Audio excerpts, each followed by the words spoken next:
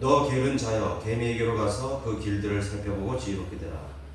개미는 인도하는 자도 감독하는 자도 다스리는 자도 없으나 여름에 먹을 것을 마련하며 추수 때 양식을 모으느니라.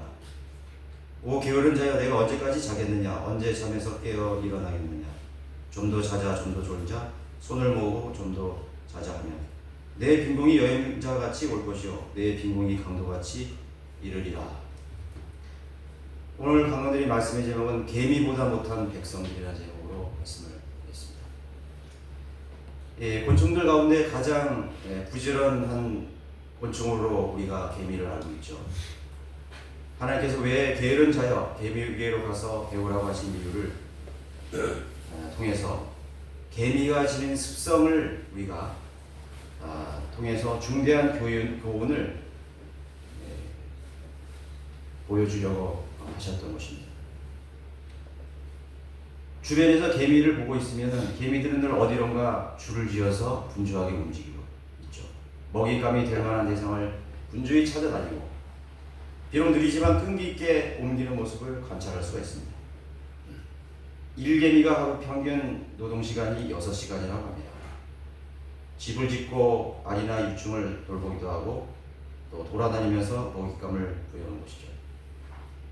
근데 곤충학자들이 근래에 관찰한 결과를 보면 개미가 다 일하는 것이 아니라는 거예요. 열심히 일하는 개미는 20%밖에 되지 않다는 것입니다. 않는데 그 20% 중에서도 20%만이 진짜 일을 하는 개미라고 합니다. 나머지 80%, 또 60%는 가끔 그렇게 일을 하는 둥 마는 둥, 했다가 안 했다가 하는 것이고, 나머지 20%는 일을 거의 하지 않는답니다. 않는다고 해요. 저는 이 관찰의 결과가 정확한지는 알 수는 없지만 어느 정도 그 곤충학자들이 집요한 관찰의 결과라고 생각을 하게 됩니다. 또 이제 그 땅속, 그 지하 세계에서 일어나는 경우들이 많기 때문에 뭐 그것을 이렇게 단면을 잘라서 그 곤충학자들이 연구를 한 바가 있지만은 그것은 결국은 노출된 상태 아닙니까? 개미가 그것을 감지하지 않을 리가 없어요. 노출된 상태에서 관찰을 당할 경우에 그 개미의 그런 습성에 변화가 생기리라고 저는 분명히 생각을 할 수가 있어요. 그래서 개미 학자들이 연구한 이런 20대, 60대, 20의 이런 비율들은 뭐 정확하다고는 할 수 없지만 어느 정도는 맞을 수도 있는 거죠.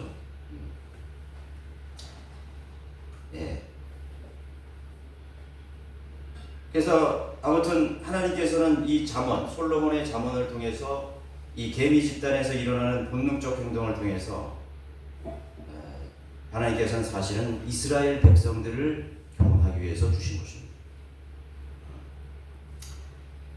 개미의 교훈이라는 것은 게으름은 어리석은 자들의 생활 방식이라는 거죠. 어리석은 백성들의 그런 패턴들, 그 생활 방식이라고 할 수 있어요. 개미가 창조적인 사고를 할 리가 없죠. 어떤 새로운 환경에 직면해서 대응하는 능력이나 앞으로 다가올 그런 위기에 대처할 수 있는 능력을 기능을 창조적으로 할 수 있다라는 것은 기대하기가 힘든 것입니다. 그냥 기계적으로, 본능적으로 계속해서 반복적으로 움직이는 것입니다. 그것은 하나님께서 그런 패턴을 개미에게 넣어줌으로써 그것을 바라보는 지적 능력을 가진 앞으로 다가올 위기와 위험을 충분히 고려해서 삶을 계획할 수 있는 존재들에게 어떤 소중한 교훈을 우리에게 준다고 저는 확신하고 있습니다. 그러니까 성경은 모든 것이 우리의 교훈을 위한 것이고 우리를 가르치는 것이고 또 그것은 첫 번째로 교리를 위한 것이고 또 하나님의 뜻을 벗어난 백성들과 그런 혼들에게 하나님께서는 책망하시고 바로잡음을 위해서 우리에게 주신 것입니다. 하나님께서 창조주 하나님께서 개미의 본능 안에 어떤 목표를 향한 결속력을 넣어주심으로써 지적인 사고 능력을 가진 인간을 가르치기 위한 도구로 분명히 쓰고 있다는 사실. 예. 최근에 밝혀진 이 곤충학자에 의하면 관찰된 최근의 기록에 따르면 일하지 않는 이 80%, 전혀 일하지 않는다고 하는 이 60%의 개미들은 사실은 다른 역할을 또 수행한다고 하는 것이 한다고 밝혀졌어요.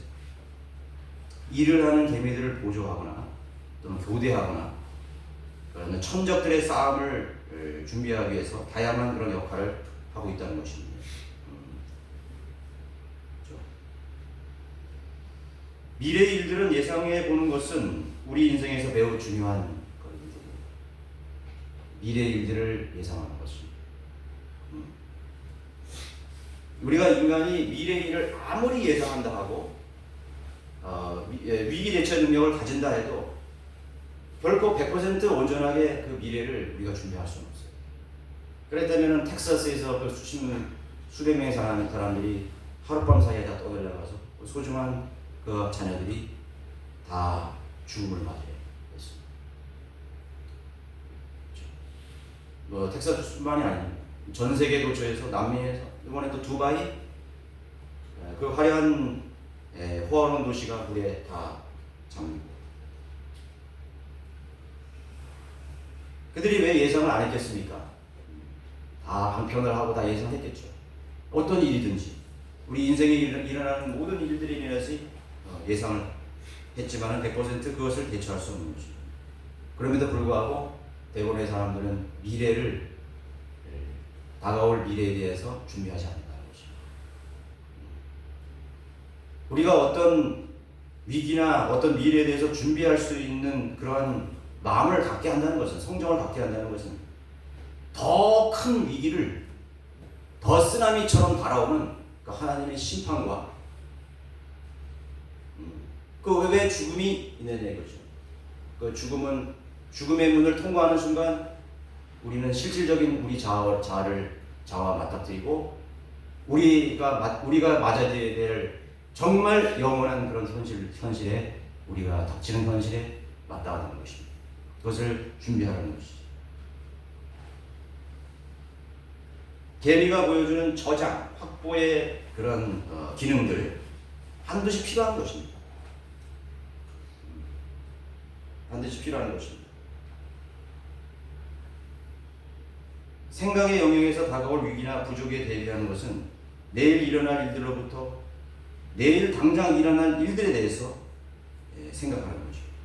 또 십수년 다가올 그런 일들, 내가 늙어서 노년에 맞이해야 될 일들, 오늘 벌어지는 이 현실이 어떤 결과가 일어날 것인가, 그것을 보여줬습니다. 반복되는 계절의 변화를 통해서 가을이 오면 반드시 겨울이 온다. 오늘 이 풍성한 때는 이 만족스럽고 번영하는 때는 반드시 몰락과 또 빈곤과 황폐의 때가 온다는 것을 예비해라는 것입니다. 그래서 오늘 현실 속에서 내가 즐거워만 해야 될 일이 아니라는 것을 우리가 가르쳐주는 것입니다. 인간은 번영의 때에 가장 조심해야 돼요. 사람이 언제 타락하느냐? 곤고하고 핍박을 당하고 가난하고 배고플 때 사람이 넘어지지 않습니다. 사람은 번영할 때 넘어져요. 풍요할 때 넘어져요. 여유가 있을 때, 즐길 것이 많고 만족할 것이 많을 때 사람은 넘어지게 있습니다. 다윗이 그렇고 솔로몬이 그랬고 말해주고 있어요. 솔로몬은 사실은 자기 자신에 대해서 얘기하는 것입니다. 자기에 대해서 얘기해요. 얼마나 많은 은혜를 줬습니까? 얼마나 많은 풍요를 줬습니까? 권력과 모든 걸 줬습니다. 그럼 그것을 즐기기만 했습니다. 자기가 가지고 있는 현재의 것을 가지고 충분히 내일을 준비하고 미래를 준비하고, 그것이 어떤 나의 어떤 정신적인 문제이든 국가적인 문제이든 나의 그런 다가올 그런 것에 대해서 나는 충분히 대비할 수 있다고 생각하는 것이죠. 그 풍요가. 그러나 사실은 이 현실에 대해서는 열심히 일하고 그렇게 했지만은 자기 미래를 준비하는 일에서는 게으른 자였습니다. 어리석은 자의 생활 패턴입니다. 기계적으로 일하는 계비는 하나님께서 자신의 선택한 민족 이스라엘 자손에 대한 기대였으며 뜻이었던 것입니다. 너희들은 계비처럼 살아야 됩니다. 너희들이 둘러싸여 있는 수많은 그런 열국들, 강성한 그런 이교도 그런 민족들 둘러싸여 있는데, 너희들의 생명과 너희들이 자유와 번영한 가운데서 하나님을 섬길 수 있는 그런 선택된 백성으로서 역할을 할 수 있기 위해서는 준비를 해야 된다는 것이죠. 그것은 바로 하나님을 섬기는 것입니다. 하나님을 두려워하는 것입니다.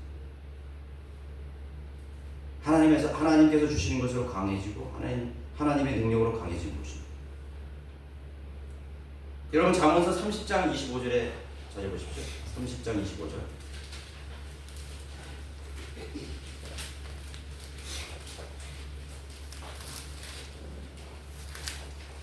(30장 24절부터) 땅에서는 작지만 아주 현명한 네 가지가 있으니, 땅에는 작지만 현명한 네 가지가 있다고 했어요. 개미들은 강하지 못한 백성들이나 그들은 여름에 음식을 예리한다 했습니다. 강하지 못해요.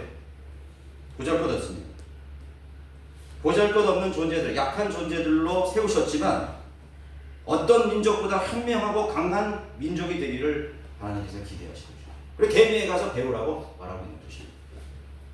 하나님께서 우리는 다 약하고 보잘것없는 그런 개미와 같았습니다. 그러나 하나님께서 우리에게 현명하게 되기를 원합니다. 강하지 못한 백성들이나 그들은 여름에 음식을 예비해야 됩니다. 두 번째 나왔죠. 토끼들은 약한 물이나 그들의 집을 바위들이 침몰했습니다. 세 번째는 메뚜기들은 왕이 없으나 모두가 떼를 지어 앞으로 나아간다고 했습니다. 하나님께서 이스라엘 백성들이 메뚜기처럼 된 겁니다. 왕이 없었습니다. 땅에서는 작지만 아주 현명한 네 가지 가운데 한 존재로 부르신 거죠. 인간이 어리석은 이유는 무언가를 예비하고 대비한다는 하지만 더 중요한 것에 대해서는 게을러하지. 별로 중요하지 않는 것들에 대해서는 대단히 부지런하고 하게 준비하는 것입니다. 그러나 가장 중요한 것에 대해서는 등한시합니다. 무관심하고 게으르게 하십니다. 실질적으로 자기 자신이 준비할 수 있는 능력, 자기 자신이 무언가를 소유하고 무언가의 번영과 또 능력을 가지고 있다는 것은 마치 땅에서는 작지만 현명한 네 가지, 메뚜기들은 왕이 없으나 모두가 떼를 지어 앞으로, 누가 그들을 인도하시는 것입니까? 개미가 여왕개미가 있다고 하지만은 사실은 개미들은 다 자발적으로 움직이는 것 같아요. 자발적으로, 모두가 자발적으로 움직입니다. 그럼 누가 그 개미들을 인도하시는 것입니까? 벌떼들을 누가 인도하시는 거예요? 왕이 없어요. 여왕벌이 있지만 여왕벌은 집에 있습니다. 그러나 동문서주 그들은 중요합니다. 누가 그들을 인도하는 것입니다. 앞으로 다가올 그런 재앙과 황폐함과 배고픔을 위해서 누가 준비시키는 것입니다. 누가 그들을 천적들로부터 안전하게 지켜주시는 것입니다. 기억하라는 거죠. 이스라엘 민족들은 역사 속에서 가장 중대한 위기에 늘 게을렀던 민족입니다. 개미는 인도하는 자도 감독하는 자도 다스리는 자도 없으나, 맞죠? 이스라엘 민족은 사실은 인도하는 자도 없어요. 감독하는 자도 없어요. 다스리는 자도 없어요. 이스라엘은 인간 지도자를 세우지 않았습니다. 인간 왕을 세우지 않았습니다. 그래서 메뚜기들은 왕이 없으나 모두가 떼를 지어 앞으로 나갈 수 있다. 누가 그들을 인도하고 그들을 떼를 지어 나갈 수 있는, 전진할 수 있는 지도자입니다. 보이지 않는 하나님이시죠. 이스라엘 백성들은 왕이 없는 하나님께서 친히 통치하시는 친정 통치국가였습니다. 지상의 민족들 가운데 유일하게 왕이 없는 민족이 되기를 기대하셨던 것입니다. 메뚜기와 같은 백성이 되라. 개미와 같은 백성, 인도자도 없고 통치자도 감독자도 없는, 왕도 없는데 앞으로 나아가고 자기의 미래를 계획하고 온전한 그러한 왕국 건설자처럼 문명의 건설들처럼 그렇게 살아가기를 원했습니다. 그러나 그들은 하나님의 통치를 거부하고 인간 왕을 원했었죠.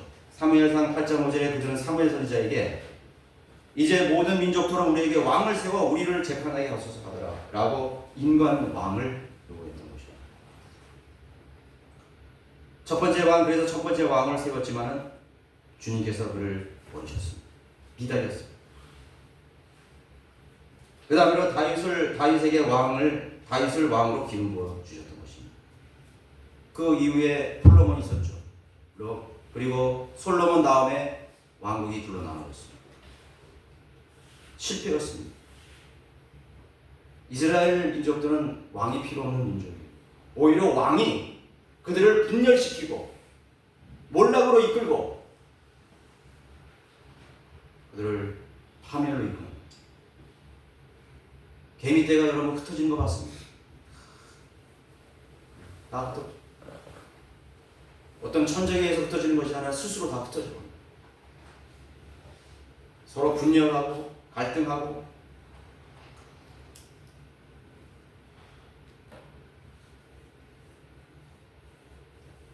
그들의 왕은 여전히 다윗의 후손으로 오실 예수 그리스도 즉 하나님 한 분뿐이었다는 것을 기억해냈어야 되는 것이죠. 여러분 요한복음 19장 14절로 한번 가보십시오.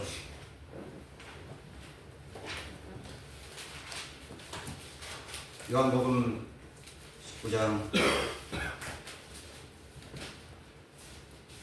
13절로부터 그때 빌라도가 이 말을 듣고 예수를 끌고 나와서 히브리어로 갓바다 즉 돌로 포장된 길이라고 하는 곳에 있는 재판석에 앉더라. 그날은 6월절 예배일이고 제60쯤이더라. 그가 유대인들에게 말하기를 너희의 왕을 보라. 하나님이 알려주신 게 아니에요. 빌라도가 총독이 이방 로마 총독이 너희들의 왕을 보라고 가르쳐 줬습니다. 너희들의 왕을 보라 해. 너 메뚜기 같은 민족들이여. 너 개미와 같은 족속들이여. 통치자도 없고 인도자도 감독자도 없는 너 백성들이여. 너의 진짜 왕을 보라. 그들이 소리지기를 쳐다나소서 그를 십자가에 못 박으소서 라고 하더라. 빌라도가 그들에게 말하기를 너희의 왕을 내가 십자가에 못 박으려 하니 선임 제사장들이 대답하여 이르기를 가이사 외에는 우리에게 왕이 없나이다라고 하더라. 로마의 가이사 황제 외에는 왕이 없다는 것이죠. 이 반역하는 백성을 한번 보시고 있나요? 반역하는 백성. 하나님께서 그들을 유구한 역사를 통해서 흥망성쇠를 반복했지만 그들의 명맥을 이어주고 그들의 전통을 이어주고 그들의 뿌리를 여전히 남게 해주셨다. 그래도 그들의 마지막 그 자존심 같은 민족의 그런 명성만은 하나님께서 남겨놓으시려고 했었습니다.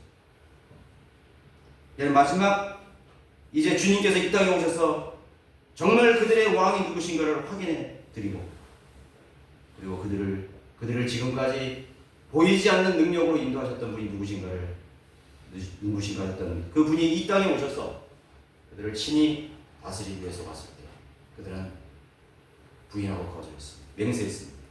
가이사 외에는 우리에게 왕이 없나이다. 개미에 가서 배우라. 메뚜기에 가서 배우라. 왕이 없는데 앞으로 나가는 누가 그들을 인도했습니다. 수많은 인간왕이 타락하고 배교하고 우상을 숭배하고 그랬음에도 불구하고 하나님께서는 그들에게 여전히 왕이 되셔서 그들을 인도하려고 하셨다는 그런 자상하신 인도를 거부했던 것입니다. 배우지 못했습니다.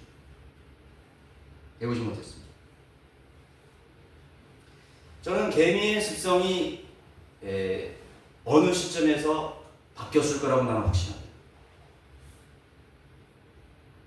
오늘날의 개미학자들이 연구한 결과 일하지 않는 개미, 일하는 개미가 결국은 20%도 안 된다 이거죠.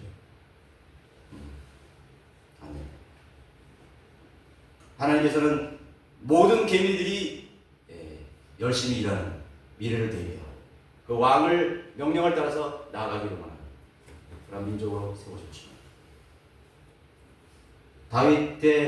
다윗의 아들인 솔로몬이 그것을 파괴해버렸습니다.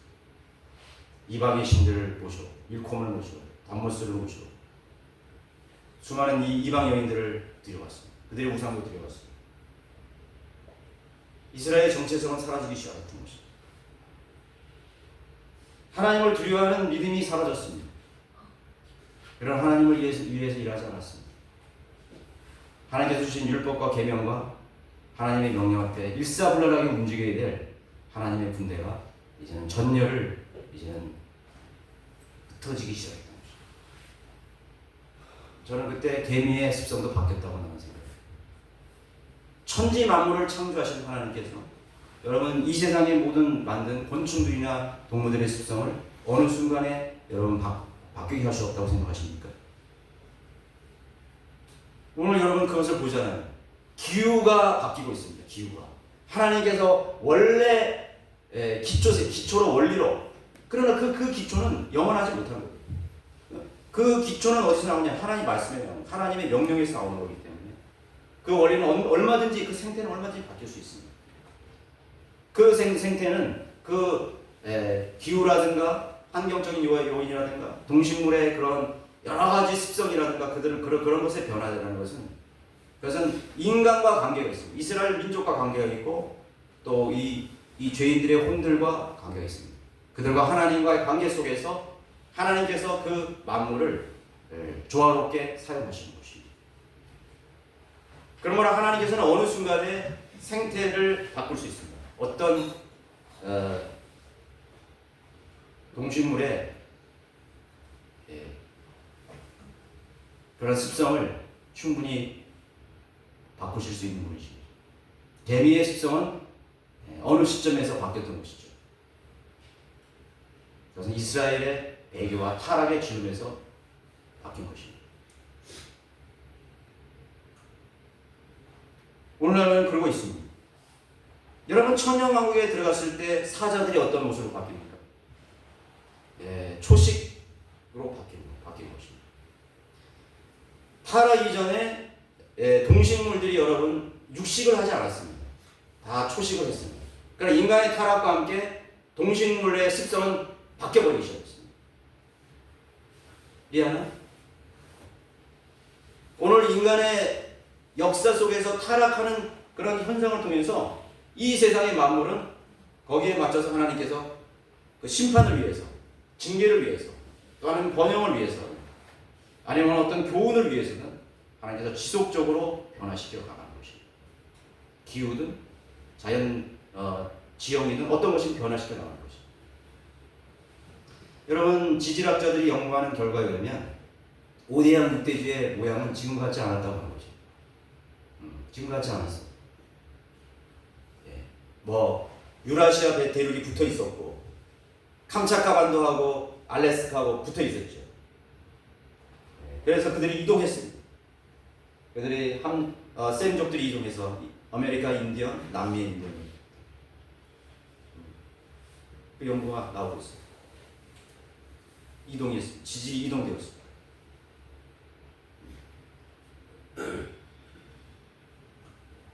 유럽의 케이프타운? 아프리카의 케이프타운 붙어 있었습니다. 아프리카와 지금 스페인의 그 지중해로 들어가는 그곳이 붙어 있었습니다. 지형이 바뀌어 버렸습니다.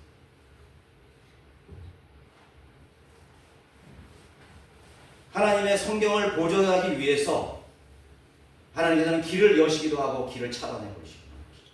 바다를 가로막으시기도 하고 바다의 길을 내시기도 합니다. 개미나 메뚜기의 습성을 못 바꾸시겠습니까? 아, 왜 자연이 그러한 현상들이 일어나는가? 너는 개미에 가서 배워라. 너는 메뚜기에 가서 배워라. 동물들에게 가서 배워라.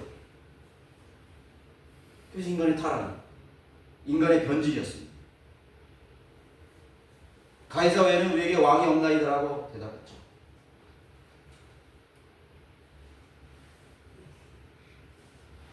오늘날 어떤 특정한 곤충들이 사라지고 있습니다. 특별히 벌들이 사라지고 있습니다. 개미의 종들이 사라지고 있습니다. 천재지변이 일어나면요, 개미들은 행동의 이상을 보여요. 왜 이상을 보일까요? 하나님의 심판이 왔다. 동물이 더 현명합니다. 벌들이 이상해요. 새들이 이상 조짐을 보입니다. 메뚜기들이 이상 조짐입니다. 메뚜기들이 막 나타나서 휩쓸고 지나갑니다. 하나님께서 메뚜기를 명령하셔가지고 심판하십니다. 벌들이 사라지게 해서 농작물이 다 황폐해지게 만드는 것입니다. 여러분, 벌이 없다면 농사 안 돼요? 우리 가수하시는 우리 부처님 말씀하시잖아요. 사람이 일일이 붓으로 가지고 다 그걸 칠해야 된다고. 어느 정도 소작농 같은 경우는 있지만 저 미국이나 중국 같은 경우는 끝이 안 보이는 올리브나무, 끝이 안 보이는 그 농작물, 옥수수밭. 무엇으로 수분을 하겠습니까? 망가집니다. 그날이 올 겁니다. 하나님께서 어떤 동식물의 습성을 바꾼다는 것은 하나님의 심판이 예고된 것입니다. 대환란 때에는 태양이 7배나 뜨거워집니다. 하나님 바꾸십니다. 오존층에 구멍이 뚫리고 자외선 농도가 강해져서 사람들이 죽습니다. 온도가 올라갑니다. 하나님께서 온도 몇 도 올리는 거 어려우시겠어요? 여러분, 여기 한국에 40도만 되면 아마 많은 사람들이 돌아가시겠죠. 급성 무슨 인체에 발작이 생겨가지고 죽을 거예요.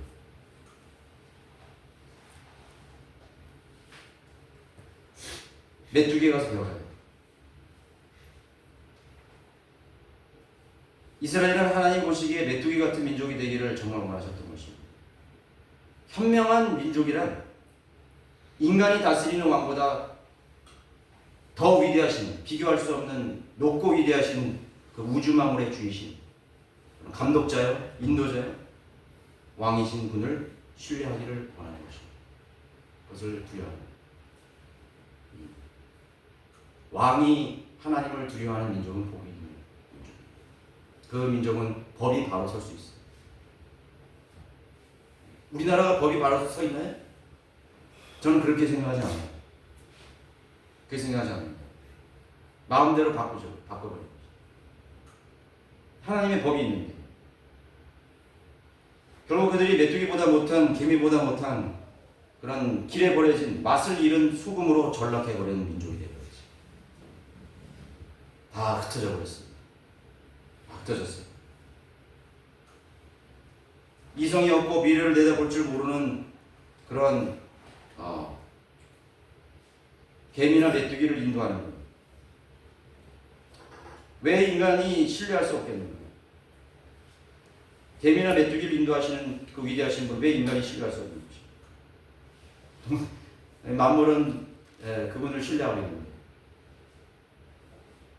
왕을 세우지도 않는데 앞으로 나가 이래를 준비합니다.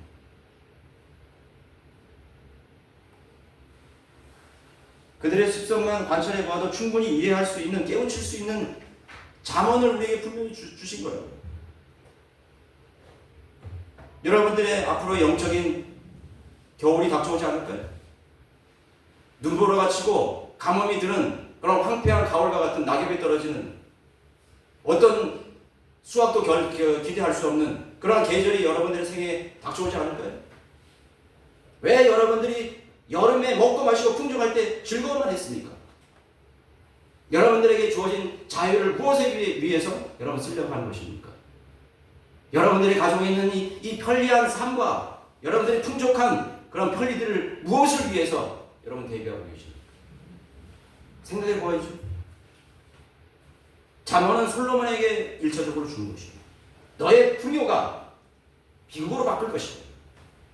너의 그 웃음이 슬픔으로 통곡으로 바뀔 것이다.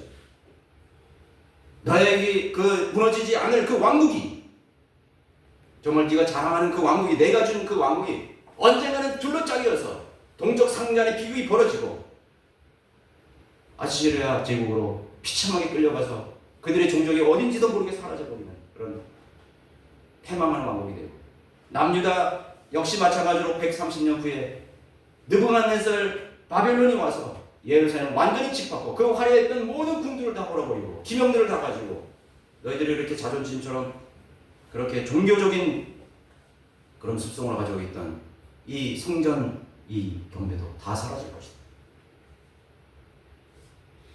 무엇을 위해서 쓰고 계십니까? 여러분들에게 주신 자유를 무엇에 쓰고 있습니까? 우리 인간은요, 개미보다도 못한 존재예요. 야, 내가 오늘 뭔가 생겼다 이거야. 즐거운 일이 생겼다 이거야. 물론 하나님께서 여러분들에게 그런 행복과 만족과 즐거움을 줄 수 있어요. 그러나 그 즐거움이 여러분들을 찌르는 가시가 될 수 있다는 걸 기억하십시오. 오늘 여러분들의 기쁨이 여러분들을 피눈물 나게 하는 미래의 그런 불행으로 닥쳐있다는 것을 기억하시기 바랍니다. 심지어는 자기 자식이 자기에게 가시가 된 사람도 있어요. 가시가 됐어요. 내가 오늘 기뻐할 일이 무엇인가를 한번 생각해 보세요. 기뻐할 일이 아니라 하나님이 없는 풍요로움은 반드시 비극으로 다가옵니다. 하나님을 두려워하지 않는 인간관계는 그 사람은 언젠가 나에게 큰 가시로 나에게 폐부를 찌르는 그런 송곳과 같은 독한 창을 가지고 나를 찌르는 그런 존재로 저장할 수 있어요. 그 인간을 사람을 신뢰하지 말라고 그랬던 것입니다. 하나님 없는 여러분 어떤 성취도, 여러분 인간은 육신을 가졌기 때문에 즐거워해요. 물질이 있고 뭔가 환경이 변하면 좋아합니다. 그러나 내가 눈물을 흘릴 날이 올 수 있다는 걸 전제하십시오. 하나님, 여기에 하나님이 안 계시다면, 하나님의 인도가 없다면 그것은 결국 나에게 불행이 될 것이고 나에게 비극을 초래하는 그런 미래가 될 것입니다. 이런 걸 단정하면서 사세요. 그런 게 어디 있어? 계속 즐거워야지, 계속 행복해야지. 그 좋았던 인간관계가 여러분 비극으로 바뀔 수가 있어요. 오늘의 친구가 내일의 원수가 될 수 있습니다.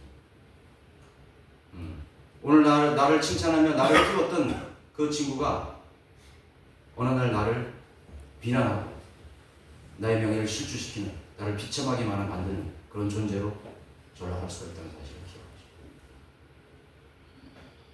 거기에 하나님이 안 계셨기 때문에.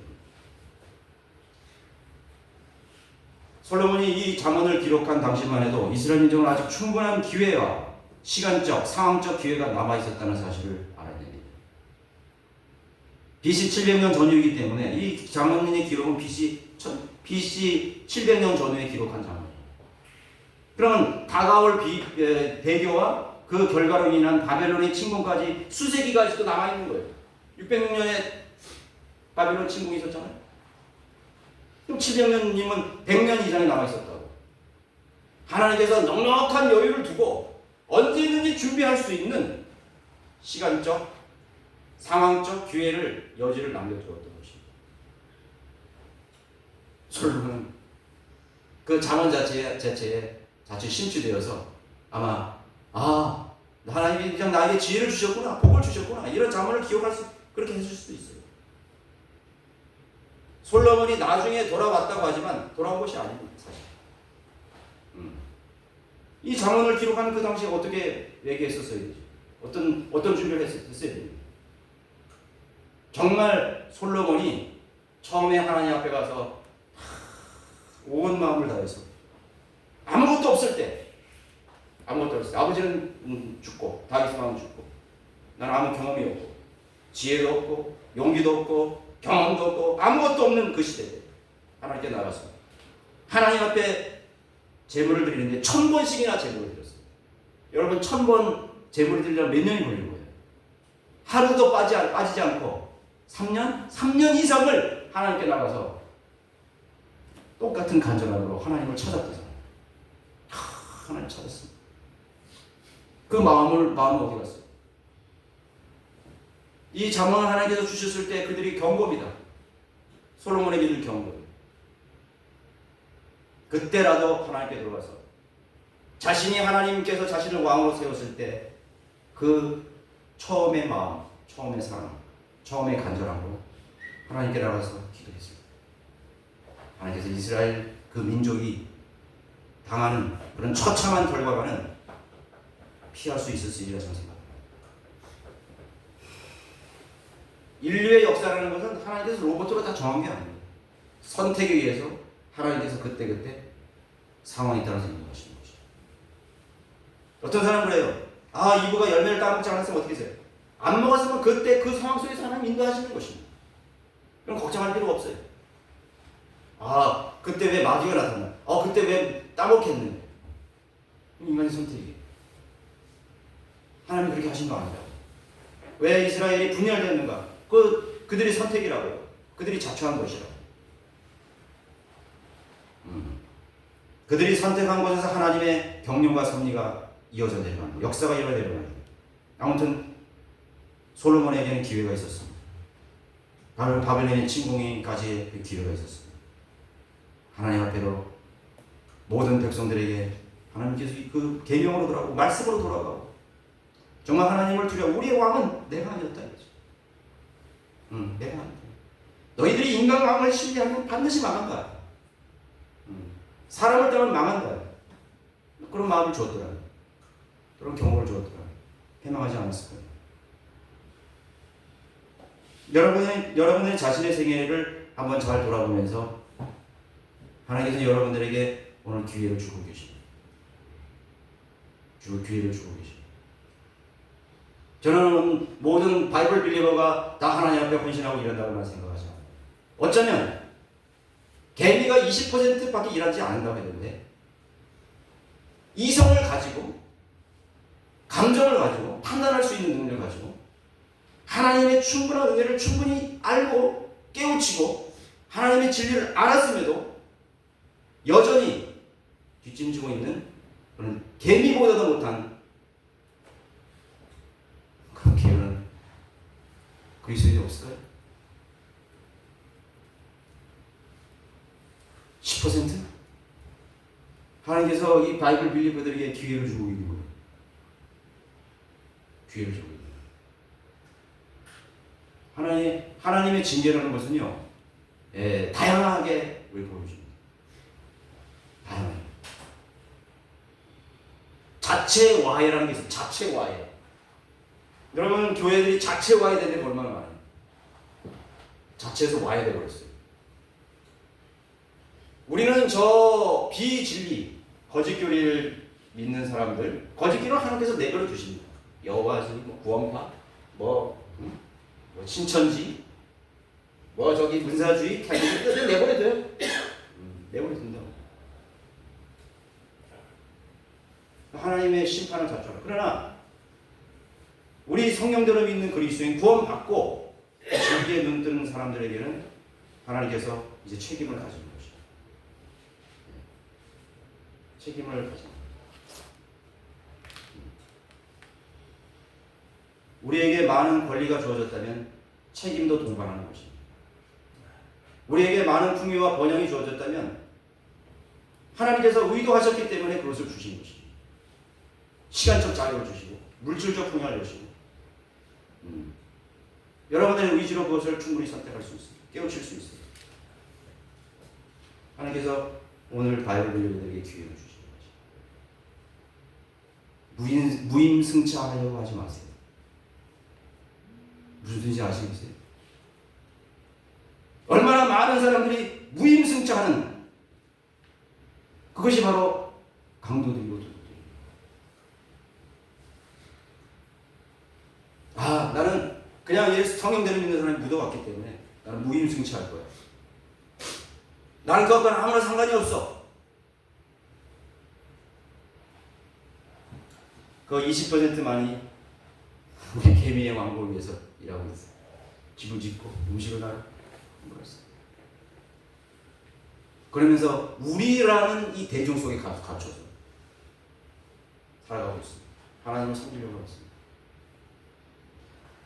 어떤 형태로든지 여러분 하나님을 섬기려고 하는 그런 선택을 하십시오. 하나님께서 여러분들에게 주신 기회를 놓치지 마시기 바랍니다. 여러분 주신 것 무임승차하려고 하지 마십시오. 얼마나 많은 성도들이 그리스도인들이 무임승차하고 있습니다. 여러분들이 장로교회나 감리교회나 또 기타 많은 그런 교회에 다니죠. 생각해 보세요. 대부분이요 열심히 한 분들이 열심히 했다고 모이기를 힘쓰고 목사의 마에 복종해서 밤에도 나가고 새벽에 나가고 주중에도 나가고 추워도 나가고 더워도 나가고 어떤 경우에도 순종했다고. 자유가 무엇입니까 여러분? 여러분들이 그것으로부터 자유에서 나왔다면 정말 나의 목자, 정말 내가 두려워할 감독자, 정말 내가 마음을 다해서 섬기게 될 그분의 명령에 여러분 순종하고 살아야 되지 않겠습니까? 열심히 했다고요?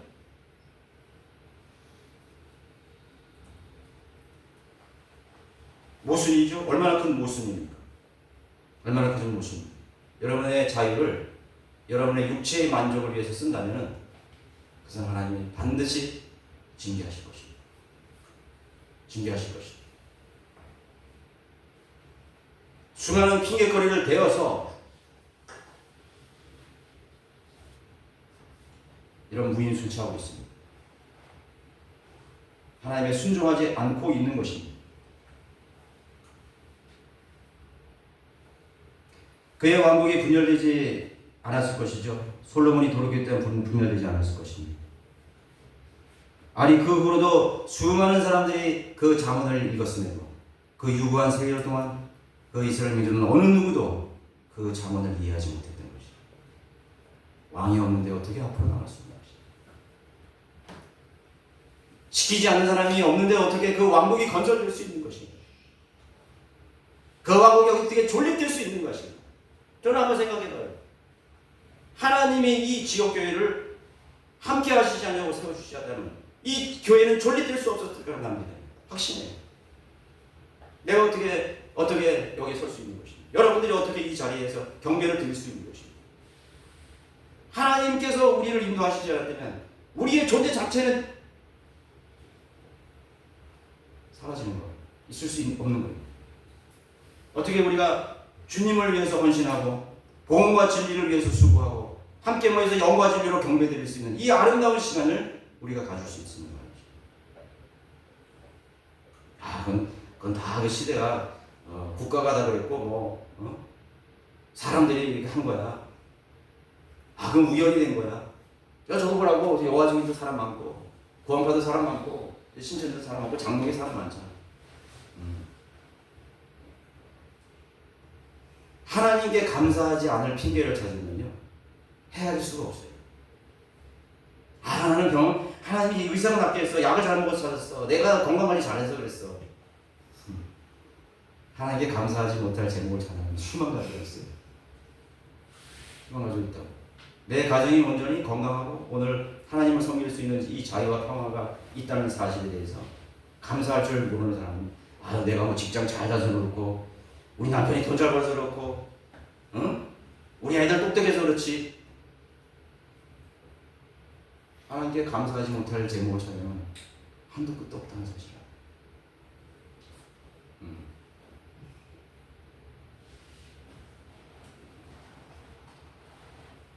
그것이 자기 자신을 몰락으로 가게 만드는 것이죠. 그래서 이스라엘을 패망하게 만들었던 것이죠. 언제 그런 일이 일어나겠어? 보라고. 1년이 1000년 같고 1000년이 하루 같으신 분께서 인간의 역사를 다루시는 것입니다. 다루고 계십니다. 인간의 영원한 장래를 다루십니다. 인간의 영원한 장래. 하나님께서는 여러분들이 태에서 나올 때 여러분 알았다고 하셨어요. 내가 너가 나기 전에 태에서 너를 한번 미리 알았느니라. 그분은 우리의 죽음 이후에 영원한 미래를 알고 계십니다. 네. 서경일이가 영원한 미래에 들어가서 어떤 모습으로 있을 것인가 하나님 미리 다 내다보고 계십니다. 저는 그런 거 보면 좀 두렵습니다. 내가 과연 나의 미래를 아시는 분이 너의 현재의 결정이 다른 것입니다. 현재의 너의 마음의 결단과 선택에 달리는 것입니다. 내가 무엇을 소중히 여기는 것에 내 미래가 달리는 것입니다. 그래서 여러분들에게 주신 기회를 놓치지 마십시오. 그 기회는 항상 영원히 이어지는 것이 아닙니다. 언젠가는 그 기회는 끝납니다. 하나님의 인내와 오래 참음이 끝나는 순간이 있습니다. 여러분들의 웃음이 끝나는 순간이 있을 것입니다. 오늘 하나님 앞에 나가십시오. 여러분들의 웃음을 울음으로 바꾸십시오. 하나님, 나는 여전히 빈곤하고 부족하고 나는 아무것도 없어 황폐해 있습니다.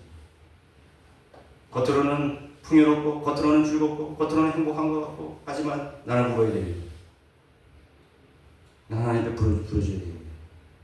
나는 여전히 부족합니다. 주님 없이는 하나님 없이는 한 발짝으로 나아갈 수 없는 주님. 이 지옥교회가 인간들이 만드는 존재가 아닙니다. 하나님께서 불러모아 주셨어요. 하나님께서 다루십니다. 여러분의 가정이 때를 놓치지 마라. 결혼 전에 내가 언제까지 자겠느냐, 언제까지 잠에서 깨어 일어나겠느냐. 이스라엘 백성들, 유대인들은 아직도 잠에서 깨어나지 못한 상태에 있습니다. 좀 더 자자, 좀 더 졸자, 손을 모으고 좀 더 자자. 마태복음 여러분 25장 보실까요? 25장 1절.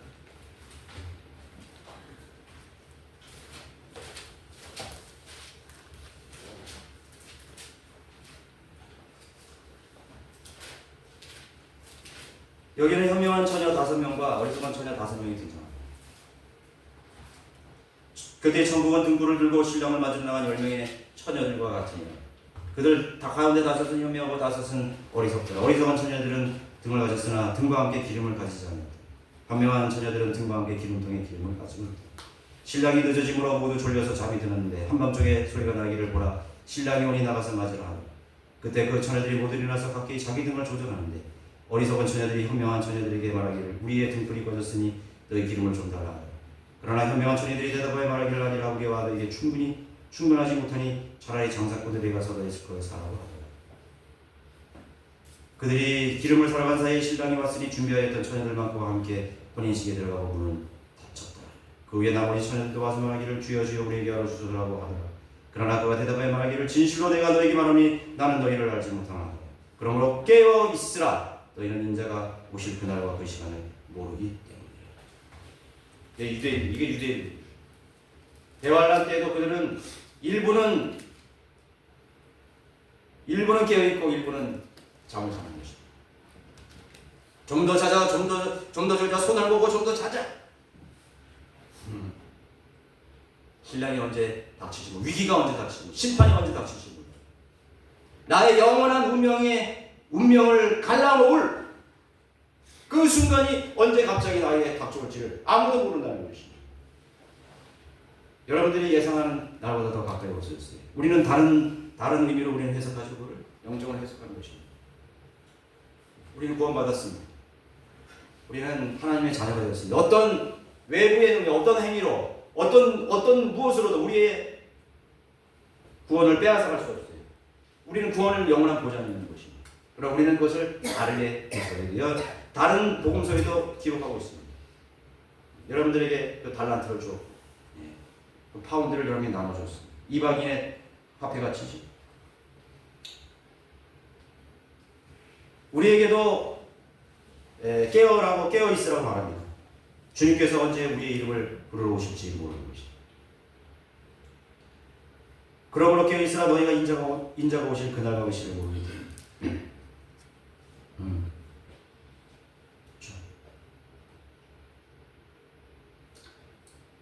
중대한 교훈을 우리는 배워야 됩니다. 원리를 배워야 됩니다. 성령으로 거듭난 그리스도의 마음의 변화, 영적인 진보, 성장, 무엇인가를 변화시킨다는 사실입니다. 저는 마음의 변화가 무엇인가를 변화시키는 것입니다. 저는 여러분의 간증, 여러분의 삶에 일어나는 일들을 어느 정도 보고 있습니다. 저것은 저런 일은 기뻐할 일이 아닌데, 저는 기뻐할 일이 아닙니다. 나태로 하는 즐거움이죠. 영적 자문을 자게 하는 그런 기쁜 일들이 우리 삶에 다반사로 일어나고 있습니다. 우리를 하나님과 멀어지게 만드는 수많은 그런 즐거운 일들, 축하할 일들이 벌어지고 있습니다. 내가 언제 웃었더라? 내가 언제 즐거워했더라? 내가 언제 노래했더라? 너의 웃음을 슬픔으로 바꿔야 돼. 그 슬픔이라는 것은 우리가 뭐 우거지상으로 슬픔이에요. 우리는 내적인 하나님의 희락이 있습니다. 기쁨, 성령의 기쁨이 있습니다. 우리는 모순된 삶을 살아가고 있습니다. 그리스도의 모순된 삶을 살아가고 있습니다. 우리가 세상에 나가서는 담대하게 밝은 얼굴, 기쁨으로 살고 있습니다. 그러나 하나님 앞에 내가 무릎 꿇는 순간 슬픔으로 바뀝니다. 오 주님, 이 현실을 보시죠. 우리 회중들의 현실을 보시죠. 저들은 가련합니다. 양식이 없습니다. 하나님으로 즐거워하지 않습니다. 그들은 이 세상의 물질로 즐거워하고, 이 세상의 풍요로 즐거워하고, 이 세상에서 세상이 주는 수많은 것들로 저들은 즐거워하고 있는 그들의 혼은 지금 황폐해 있고 메모려 있습니다. 양식이 없습니다. 먹을 것은 냉장고에 가득 차 있고 마켓 어디 가도 풍요로운데 그 배부름이 영적인 배부름으로 저는 착각하고 있습니다. 하나님, 그것이 아니잖아요. 여러분들이 오늘 육신적인 것으로 배불렀다고 해서 여러분의 영이 배부른 것입니까? 내가 아버지 앞에 하나님 앞에 엎드리면 내가 그 생각이 납니다. 하나님, 저들은 줄이고 공부합니다. 너희가 이 들판에서, 황량한 들판에서 저 5천 명을 어떻게 나눠줄 수 있느냐? 누가 그들에게 먹을 것을 나눠줄 수 있겠느냐? 없습니다. 하나님, 오 주여, 없습니다. 너희들이 나눠주라 해. 없습니다. 주님, 너희들이 나눠주라. 네가 나눠주라. 없어요. 하나님. 그럼 뭐가 있느냐? 물고기 2마리와 보리빵 5개밖에 없습니다. 한심하구나. 내게 가져와라. 주님이 먹이셨습니다. 그 굶주린 4,000명, 5,000명을 먹이시고도 남게 하셨습니다. 오늘 그것이 필요합니다. 오늘 그것이 필요합니다. 우리 메마른 분들은 양식이 없어서 줄이고 물이 없어서 기갈이 되는 거죠. 홍수가 나는데 먹을 물이 없어요. 먹을 물이 없어요. 그것이 오늘날의 현실이에요. 그래서 울 수밖에 없습니다. 슬퍼할 수밖에 없습니다. 하나님만이 이 양식을 가지고 있고 하나님만이 우리 영원한 미래를 바꿀 수 있는 영원한 그런 양식을 갖고 있으신 분입니다. 그 생명수를 갖고 계신 분입니다. 그럼 나눠줄 수가 없단 말입니까? 하나님? 없어요. 누가 나눠주겠습니까? 이 한심한 존재. 그것이 우리의 현실이에요. 그래서 하나님 앞에 슬퍼하는 것입니다. 오히려 여러분들의 가정에 어떤 문제가 있어서 하나님께 나올 수 있다면 감사하시기 바랍니다. 감사하시기 바랍니다. 삶의 문제가 없는 것이 더 비극적이고 불행한 것입니다. 여러분들이 늘 파티를 즐기고 세상 친구들과 향락을 누리고 수많은 무슨 모임거리, 가십거리, 아무것도 부족함이 없는, 아무 문제가 없다. 여러분, 그것이 더 큰 위기입니다. 그것이 더 큰 비극을 불러일으킬 수 있는 것입니다. 하나님께서 여러분들을 사랑하시기 때문에 여러분들을 부르시는 것입니다. 깨어있어라. 나를 찾아. 현명한 사람들은 번영 속에서, 풍요 속에서, 그 속에서 울 수 있는 자입니다. 하나님 앞에 나갈 수 있는 자입니다. 그죠? 내 자녀가 건강하고 무럭무럭 크는 걸로 그것으로만 좋아할까요? 난 항상 위기를 느껴요. 우리 자녀들이. 저 아이가 오늘 하나님을 대적하는 그런 마귀의 종으로 전락할 수 있다고. 그럴 리가 없다고. 너? 아니, 저렇게 크리스천 잘 다니는데? 그래서 하나님께 좀 늘 물고 있습니다. 내가 할 수 없습니다. 주님께서 친히 그 아이들에게 찾아가셔서 만나주십시오.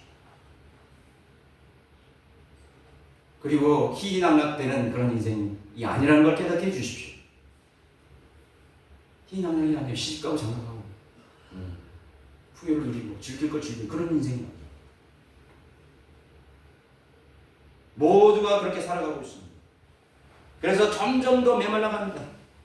홍수가 일어나지만 먹을 물이 없고 해일이 닥치고 물투성이 물 마실 물이 없는 황폐한 기갈이 새때와 똑같은 것입니다. 현실의 문제만을 여러분 보시지 마시고 가려진 실제적인 문제, 더 중요한 문제를 알아보십시오. 그걸 통해 우리에게 교훈하고 가르쳐 주시는 것입니다. 어떤 것으로, 어떤 현상에 대해서도 여러분 속단하지 마시고 진지하게 그 문제를 바라보시기 바랍니다. 그것이 하나님 안에 있는 것입니다. 진리 안에 있는 것입니다. 내가 하나님의 장중에 들어가 있는 거예요. 하나님의 마음속에 들어가 있는 거지. 내가 그분을 소유하고 있는 거지. 그것이 중요한 것입니다. 어떤 존재도 미워할 수 없어. 내가 그걸 알아서 하나님을 사랑하고 그걸 아는 것입니다.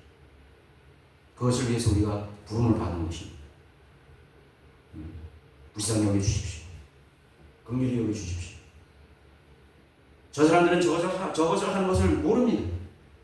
여러분, 그 하나님 앞에 더 가까이 가면 이제 하나님의 시각으로 모든 것을 판단하게 됩니다. 분별하게 됩니다. 미워하고 증오하고 사랑하고, 그래서 친구가 되고 원수가 되고 그런 것이 아닙니다. 하나님 안에 내가 들어가는 것입니다. 하나님께서 우리에게 바른 시각을 열어주셔서 그 현상들을 보게 하신, 그 문제들을 보게 하시는 것입니다. 그래서 여러분들 하나님 앞에 나아가게 되는 것입니다. 그럴 때 하나님께서 놀랍게 역사하시고 여러분들의 삶을 인도해 주시는 것입니다. 하나님의 의의 기준은 시간, 장소, 상황과 무관합니다. 항상 변하지 않는 것입니다. 죄인인 인간의 마음과 생각이 변할 뿐이죠. 변한 건 나야. 남녀간에 해야 돼. 변한 건 너야. 변한 건 나예요. 주님은 안 변하셨다. 궁극적인 삶의 위기를, 긍정적인 삶의 위기를 불러올 수 있습니다. 부정적인 것들이 하나님의 은혜의 시작이 되는 길이 될 수 있습니다. 아무도 모르는 것입니다. 하나님의 법과 원리와 교훈해 주시는 자리에서 벗어나서는 안 된다는 사실을 배워야 되는 것입니다. 모두 일어나셔서 442장